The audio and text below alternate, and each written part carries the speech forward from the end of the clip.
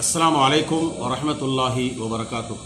கண்ணியத்திற்கும் பேரன்புக்கும் உரிய தமிழறிந்த மக்களுக்கு ஒரு செய்தி. சில தினங்களாக அசத்தப் போவது யாரு என்ற நிகழ்ச்சியின் மூலமாக அறிமுகமான ஒரு காமெடியன் தமிழகத்தின் தமிழறிந்த பகுத்தறிவுள்ள மக்களுடைய மனதை புண்படுத்தியுள்ளதை அறிகின்றேன். நடந்தது என்னவென்றால், சென்னை ஒரு பள்ளிக்கூடத்திலே மகாவிஷ்ணு என்று சொல்லக்கூடிய காமெடியன் உண்மைக்கு புறம்பான பொய்யான கருத்துக்களை மாணவ மாணவிகளுக்கு மத்தியில் விதைத்து, அந்த கருத்தை விதைத்து அந்த பிள்ளைகளை அழச் செய்திருக்கின்றார்.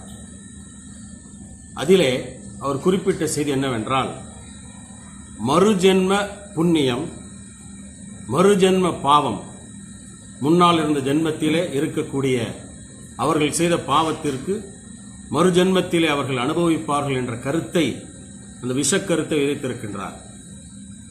இங்கே நான் சொல்ல வருவது என்னவென்றால், இறைவனருளால் பள்ளி கல்வித்துறை அந்த நபர் மீது, இன்னும் அந்த நிர்வாகத்தின் மீது நடவடிக்கை எடுத்திருக்கிறது, பாராட்டுக்குரியது. இப்பொழுது ஒரு சவால் விடுக்கின்றேன், மகாவிஷ்ணுவுக்கு ஒரு சவால் விடுக்கின்றேன். மறு ஜென்மத்தை பற்றியான விவாதத்திற்கு, பொது விவாதத்திற்கு தயாரா?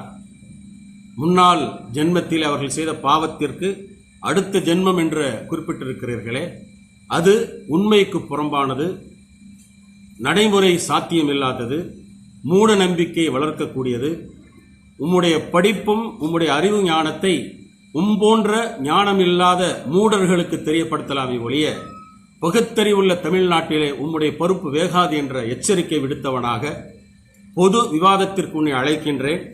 தயாராக இருந்தால் நேரத்தையும் இடத்தையும் நீரே தீர்மானம் செய்து சொல்லவும் நாம் தயாராக இருக்கின்றோம். இந்திய தௌஹீத் ஜமாத்துடைய மாநில உலமாக்கல் அணி ஒருங்கிணைப்பாளர் என்ற முறையிலே இந்த விவாதத்திற்கான சவாலை விடுக்கின்றேன். நன்றி.